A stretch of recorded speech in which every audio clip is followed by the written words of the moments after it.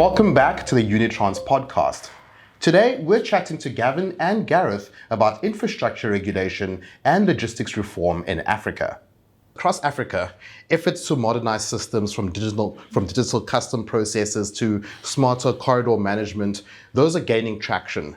So how can technology-enabled transparency and digitization help reduce bottlenecks and strengthen regional logistics performance? You know, again, it's a very easy answer. And we've got this thing called AI, and I always jokingly when I do a presentation say in South Africa, we probably need to call it AI. But you've got AI and probably the biggest change that I've witnessed in the last 5 or 6 years is that, and it's not necessarily Unitrans, but definitely a lot of transporters, and I might be wrong in terms of Unitrans, are understanding that they actually have access to a lot of data, but they don't understand how to interpret it. And it's data they own, whether they get it through telematics companies or whatever the case may be, their data from their customers and how they operate, fuel consumption, simple stuff. They get this flood of data, and quite often, whoever's in charge of whatever looks at the bottom line and says, well, last month we used 3 million liters of fuel. This month we used 2,900,000 liters of fuel shot. Okay. There isn't this question as to, so why is there a difference? And is this a good or a bad thing? First of all, just because you use less doesn't mean it was a good thing. It might mean you actually didn't do a whole lot of just work. Yeah. So your data inputs are important. Because there's an old adage. If you don't know what's happening in your business, you're not going to know when your business closes. Okay? So you need to know about your business. And data is going to be the core stone of that. And that just isn't, where's my truck at that given point in time on that route? You know about AfCFTA, the African Continental Free Trade Area, which is supposed to be coming in place pretty soon. And in Africa time, that could be tomorrow, it could be 40 years from now. It's the African version of the EU. I'm not saying EU is working too well, but anyway, 2 things are going to come out of that. One can logically make the presumption that you'll have 2 types of borders. You'll have seaports, because that's where things will go in and out, and you're going to have major airports.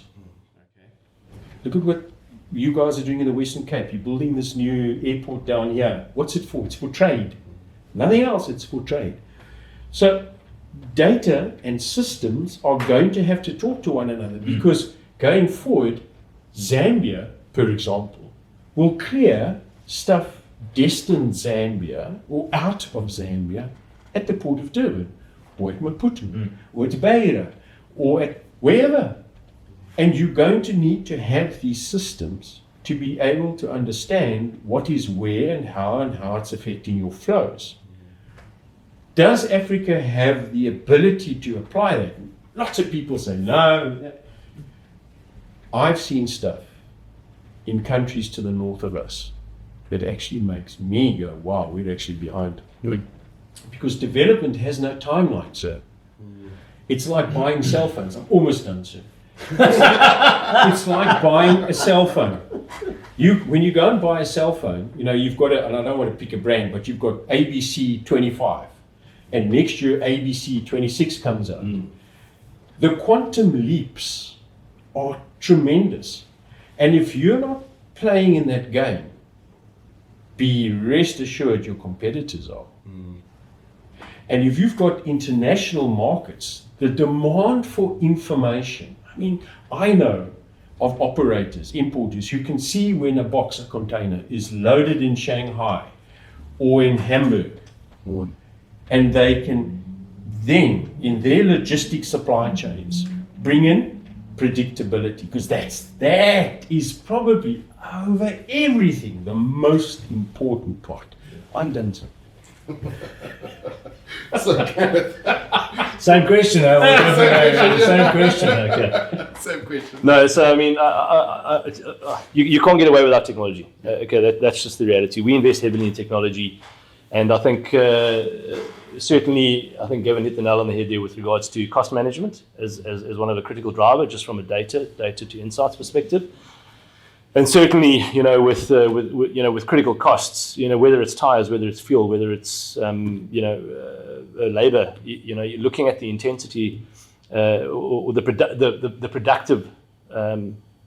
productivity of those costs is absolutely critical from insight to action.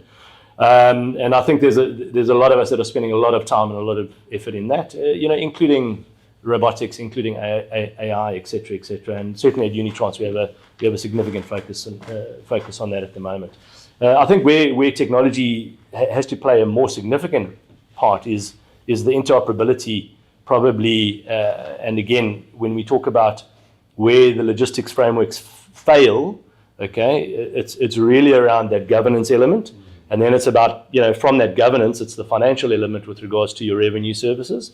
And then it's about the actual execution and using multi-parties with regards to an execution. So, not everybody has a vessel. Not everybody has a trucking business. Not everybody has warehousing. But how do you understand, as you said, from Shanghai to, let's say, Johannesburg, where your product is at any given time from a predictability perspective? And then, do you have enough of that product to last you until that next product is scheduled to arrive effectively? Because there's some significant costs. If you think about input costs, if you're a smelter, if you are somebody who is consistently running a manufacturing environment that's working 24/7, what it costs you to stop, particularly if you're importing certain goods, whether it's a polymer, whether it's a specific kind of glue, whether it's metals, either way, you just don't want to stop.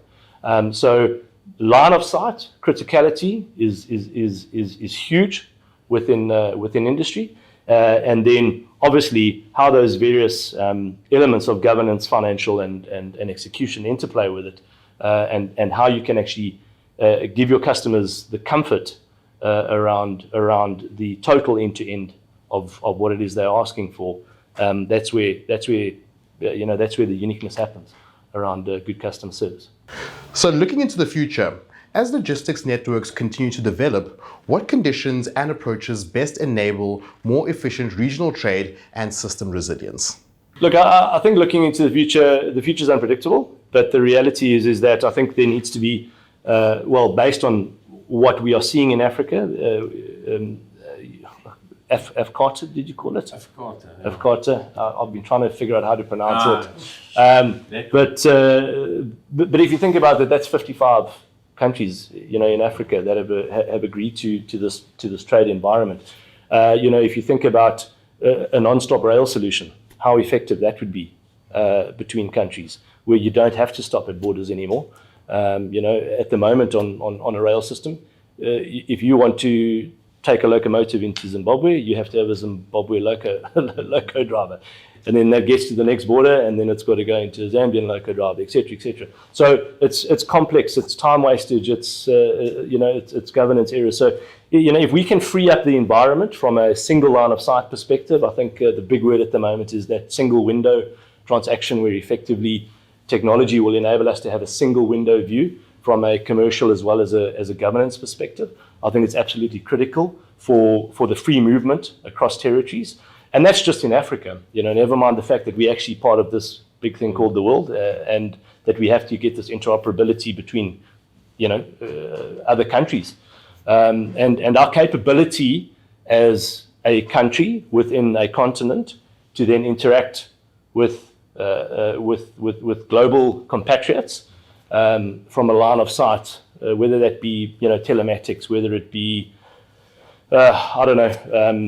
document transfer, whatever it may be.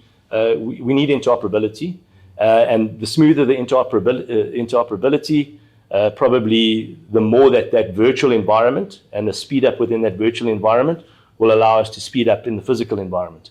And I think certainly as we evolve with that digital space, I think you're going to see significant efficiencies and less opportunities for that play within the grey, and we can actually become more physically adept with what we do.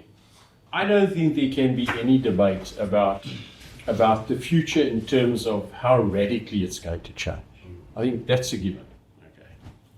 So you can look at a couple of things like the energy sources, the fuel sources that we use, and how that's going to impact on how you move goods. And it isn't only in the road freight industry, it's going to be in rail. So I've always said there is this symbiotic relationship between various modes. And we were speaking about modes at the very beginning. And definitely there is a huge requirement for a symbiotic relationship between road and rail.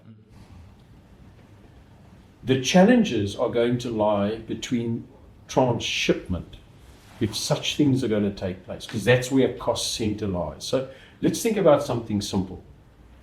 As we move forward and mines move from where they currently are, and I'm talking about open cost mines, that sort of idea, not a gold mine that has a big shaft, even though that they move too. You're not going to keep building a railway line to chase this. You're going to have legs, and you're going to have road legs that will slowly get a little bit bigger and a little bit longer, maybe more diversified. So the question is going to be, how do we make that interoperation between those two modes sustainable, predictable, cost effective? You're going to have those questions in the future. You're definitely going to have questions around how we employ people and where we get people from, and the movement of labor. If we go to this African continental free trade area, which is that acronym I was using, the ideal is that people will be able to move and get work wherever in Africa. And I can think we've got billions of people in Africa who are potential customers. They're the consumers. There's no way South Africa, even if it wanted to, is going to be able to meet that demand. We're going to need to have partnerships, collaborations, call it what you want. Unitrans will probably find in a couple of years, I don't know where all you operate, so I could be saying something where you already operate, but you might find, I don't know why you'd go there, that you'd be operating in Sudan or Eritrea or Iran. No, you wouldn't want to go there. You could be operating in places that traditionally you thought weren't a market. And you're going to have to look at how you enter, A, B, how you progress your future service provision. Because I think that's what it is at the end of the day. Because the market and the rules in Sudan are going to be different to the rules in South Africa, whether we like it or not. No matter how much there's commonality brought in customs movement and processes. So that's definitely going to be an issue. The sustainable green debate is something that, people say 10 years, 15 years, it might only be 5 years. I think in terms of light vehicles, it's going to be 5 years. It's maybe not mature yet, and maturity is in terms of vehicle prices. They're still rather expensive. More importantly, the support systems aren't there. I can go around the corner and get fuel for a vehicle, for a truck. But when it comes to recharging, it's not that easy. And you can't, not all the vehicles, definitely not trucks, you can't just plug into 240. It don't work. Unless you've got hours to wait for the battery to charge. So there's going to be some things that an operator who is serious about not becoming, because that would be unfair to say becoming, but who is serious about playing in this global market, because Africa cannot divorce itself from the global markets. And I think the Americas and the Chinas are really competing for this huge amount of consumers in Africa. I don't think we really know how many consumers there are here. You as an operator, as a logistics provider, are going to have to think about various things. Warehousing, how you move product from the warehouse to the retail sites, how you do that, given the new technology, the new players that are coming in. I mean, one of the things that we're discussing at the upcoming convention are the so-called load broking platforms.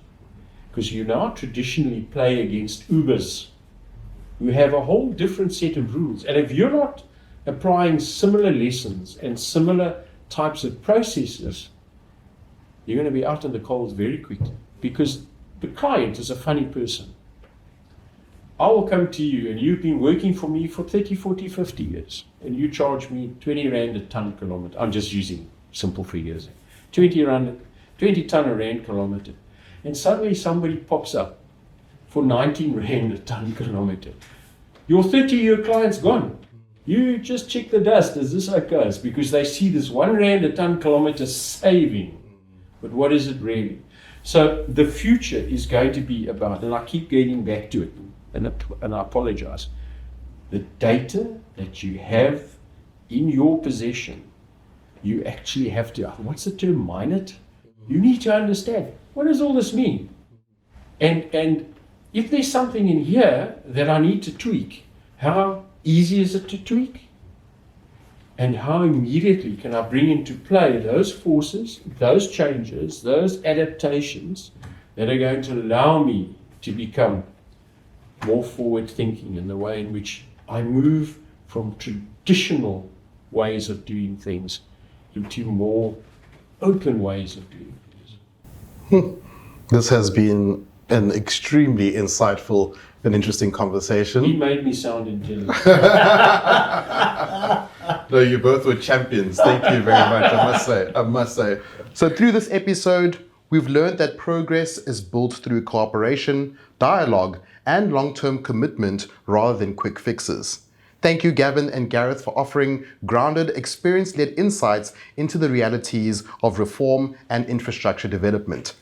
You've both reminded us that logistics plays an important role in enabling connectivity, trade, and continuity across the continent.